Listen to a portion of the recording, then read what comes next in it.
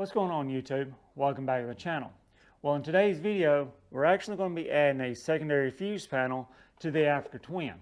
It's one of those that this isn't just related to the Africa Twin. You can add a secondary fuse panel to any motorcycle that you may have. I'm just going to be using it on the Africa Twin.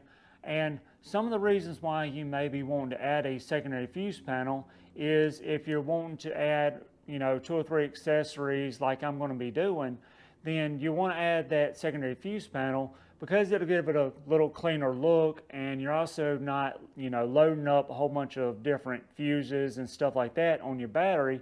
It's all combined into one little deal.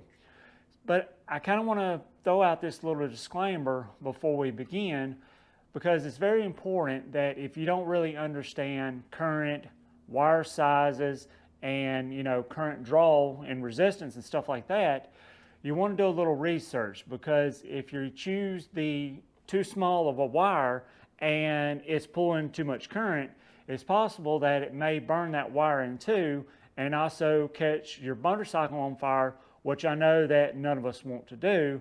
And so I don't want to be responsible if you choose a wrong wire size and burn your motorcycle down. So make sure you do your research. This is something that I do with my personal job, and so I kind of understand a lot of this. And so with that, let's get started. Some of the things that you're going to need in order to do this is you're going to need some fuse holders. And what the fuse holders is going to be for is kind of a fail-all in case everything else fails. This is kind of our last thing to protect our battery. You're going to need the fuse panel, like I was showing you earlier, that has enough slots for all of your accessories that you want to add. Then you're going to need a relay, and what the relay is going to be doing is that it's going to actually be controlling when the fuse panel is on and off, depending on whether the key is on and off. So that's the reason why I've got a relay here. And then you're going to need some wire, different size wires, depending on what kind of accessories you're running and how much current draw it's going to have. And then you're going to need, a different type of connectors so that it has a kind of a clean look here on our fuse panel. So let me show you what I want to do as far as mounting it. I'm not really going to go fully over how to mount this because, depending on your motorcycle, it's going to vary. But on my Africa Twin, I've got a piece of wood here that I'm actually going to put, right in here. And then I'm going to mount the fuse panel and the relay to that piece of wood. And that way it's kind of out of the way and kind of has a clean look to it. But it's also protected because, as you can see, there's no holes or anything in here. So this should be pretty protected as far as getting dirt and everything in. So the first thing I'm going to do is I'm actually going to disconnect my battery just so I'm not messing with anything.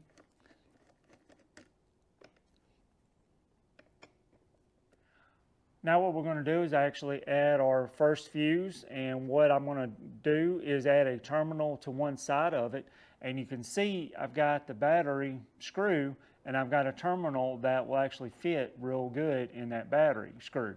So let's add this to it. So get a pair of strippers, and you're going to kind of strip some of the wire back just like that.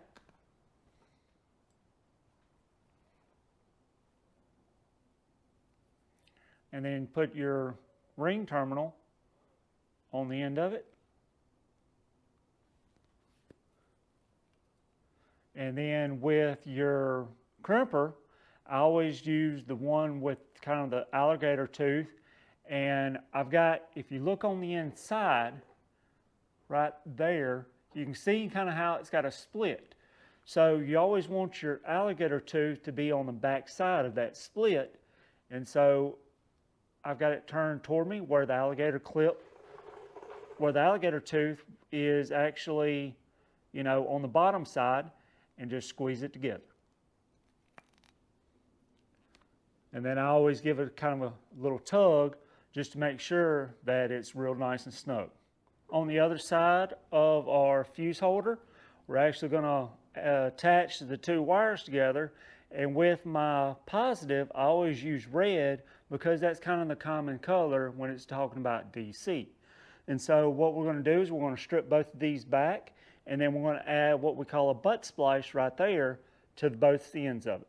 So once again, just kind of strip some of it back. on both sides. And then with our butt splice, stick one end in it and just crimp it together. And then with our other end, stick it in there.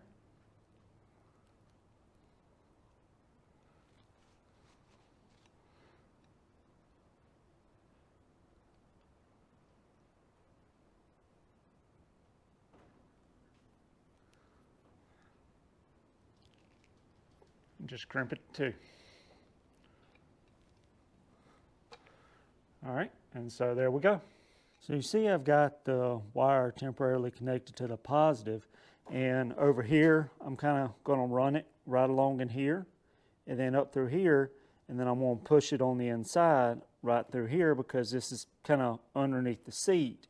And I've got a couple places, you know, like right here I can attach it to as far as wire zip ties, and that way it looks nice and neat. So now that we got our positive, let's kind of work on our negative on the same side, but we don't have to add a fuse because we already got the fuse over here. So I'll put a ring terminal kind of like I did on the positive here on the negative, and you see I've kind of temporarily connected both of them to the battery, and I've kind of got it ran, you know, out here and kind of looped around, got enough places where I can kind of zip tie both of them. And so now I'm ready to actually put our fuse panel and our relay right here. So you can see how I've got it mounted onto the board. I've just put 4 screws here on your fuse panel, and I've got 1 here on your relay. And so that's how I've got it mounted, and let me show you what it looks like in the bike. All right, so you see I got this little covey right here, and I've got the battery cover right here, and here's my, you know, holder for all of it. And you see as I put it in there, it kind of slides perfectly against, you know, that little tip right there. And I mean, that ain't going very much at all. So it's pretty secure where I've got it. So let's talk about how we actually connect our wires to this, the ones that we have on our battery. The red wire off of our battery, we're going to actually connect to our red wire here on our relay. And then coming off of our relay, we're going to connect our blue wire to the positive here on our fuse panel. Now the negative on the battery, we're going to connect here at the bottom for our negative on our fuse panel. And then this black wire right here, we're going to go to a chassis ground. And then our white wire right here, we're going to go to a key switch wire that is controlled when we turn our key on and off. So the first thing I'm going to do is I'm going to go ahead and connect our blue wire here to the positive on our fuse panel. And so that's kind of what I was talking about when I was talking about connecting our blue wire to the positive on our fuse panel. All right, let's set everything back in there temporarily. And now what we need to do is we need to kind of determine how long we need these wires so that we can cut them off and not have a lot of excess, but you still want some excess in here. That way we can pull this in and out without having to disconnect anything. So the first thing I'm going to do is go ahead and do our negative, since it's going straight to our terminal right here. And that right there should be good enough. All right, so let's put our negative on there. I'm going to kind of hold it, you know, straight out.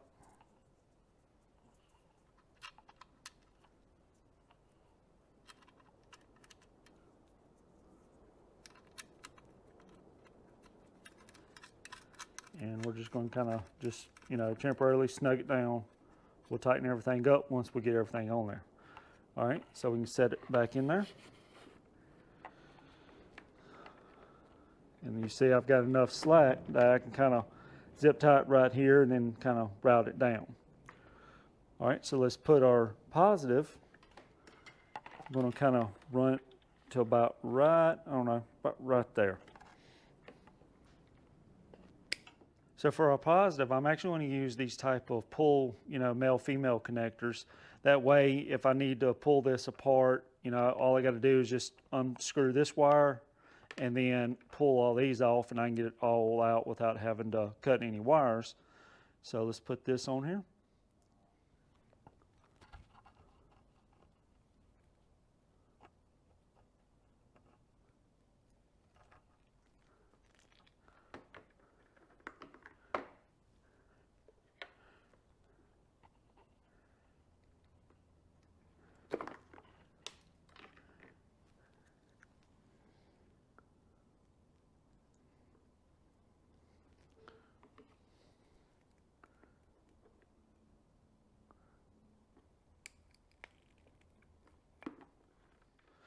All right, now that we got these two terminated, we can actually plug them up.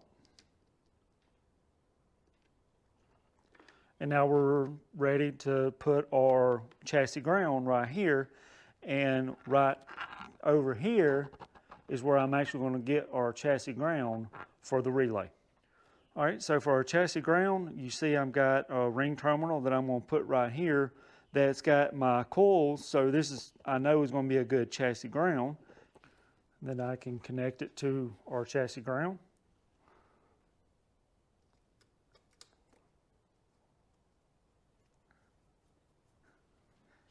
And then I'm going to, run it kind of all along in here. And then I guess about, I don't know, right there, I'll cut it. All right, kind of like I did on our positive, I want to use, two male-female connectors on our ground. Now that I've got both ends, we can connect this one. All right, now the only thing we got left is our trigger wire right here. So I'm a huge opponent of somebody that cuts factory wiring, kind of like you see right there. But this right here, the previous owner or one of the previous owners actually had spliced in right here to control the actual fog lights right here on the switch there on the handlebar. And so I know that this is already a good trigger wire, and it really doesn't look all that great. So what I'm going to do is I'm going to go ahead and cut it. Like I said, I'm a huge opponent of cutting factory wiring, but in this case, I kind of don't have a choice. So I'm going to cut this right here and actually put a nice butt splice in right here so that I can run a trigger wire back there to the actual relay. All right, so what we did for our trigger wire, you can see I've got a white wire connected because, standard color for it. And I've got it kind of ran through here along with the factory wiring as much as possible, trying to keep it clean. And then up here, where I told you I was going to be splicing into, what I did was I put a little pigtail here because the wire right here going to this connector was already getting real short. So what I did was, like you see, I got a pigtail and I just connected both of them back together with the pigtail and then connected it right here, which is going, back there to our fuse panel. And so now what we need to do, that we've got our trigger wire, we got our hot leg, we got our wire going to our positive on our fuse panel, we got our negative going to our fuse panel, and we got our ground going here. We just need to tighten these up right here, and then we should be able to try it out.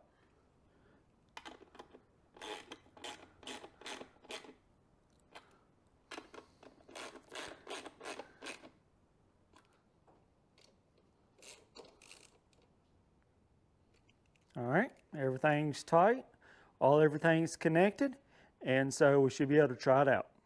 Now that I have everything tight, right now I should have 0 volts right here.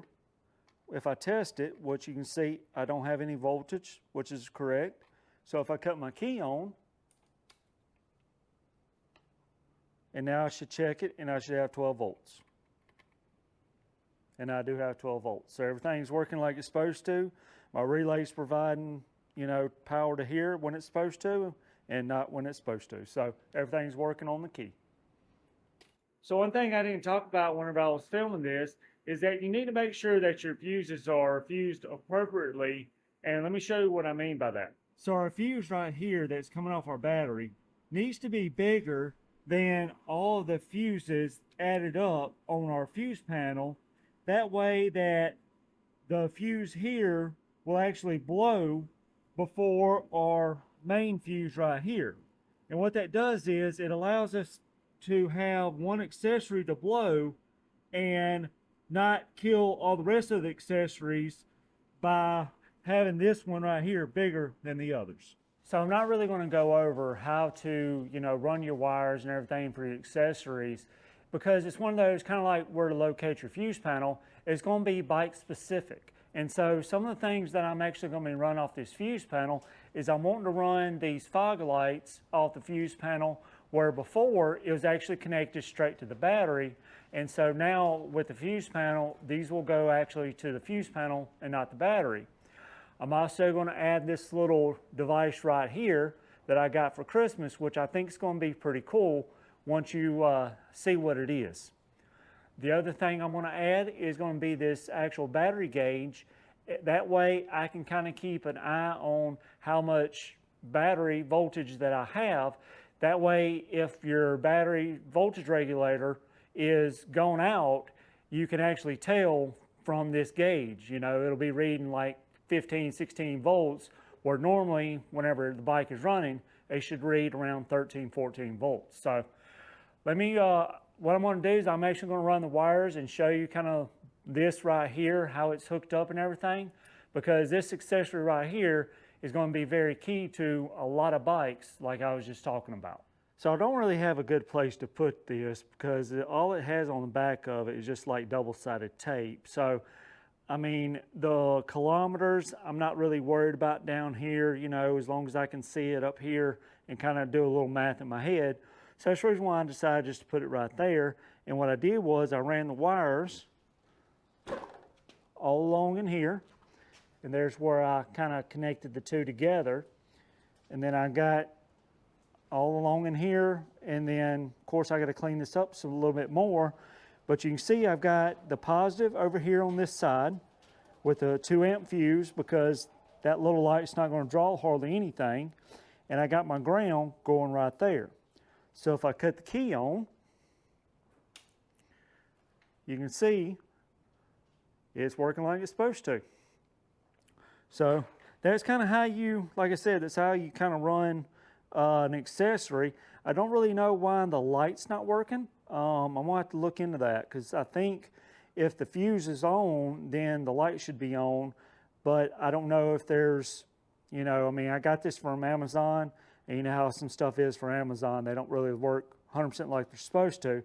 So I'm going to have to look into why the light's not working. But other than that, everything seems to be working. So it's been a couple of hours since I've added all the rest of the accessories. This little deal right here, I'll tell you about in a future video. My battery indicator right there. And of course I got my fog lights now all on the fuse panel. And I'll give you a sneak peek at what this is as it cuts on. Of course you see the batteries coming on. That's coming on. And then if I cut my fog lights on, you can see my fog lights come on. So I've got everything ran. You can see I've tried to tie it up as much as I could. It's one of those that I'm going to probably end up taking all this back loose and trying to get some of that cloth wire loom instead of this the plastic wire loom, because it'll look a little better, I think, and kind of conform a little better to some of the, you know, lines. But you can see that I've got it, you know, is pretty neat and everything. And trying to get this out one-handed, you know, it's not that difficult in case I need to either get the battery out or I need to change a fuse or something like that. And so going back in, you know, is, as you can see, just as easy.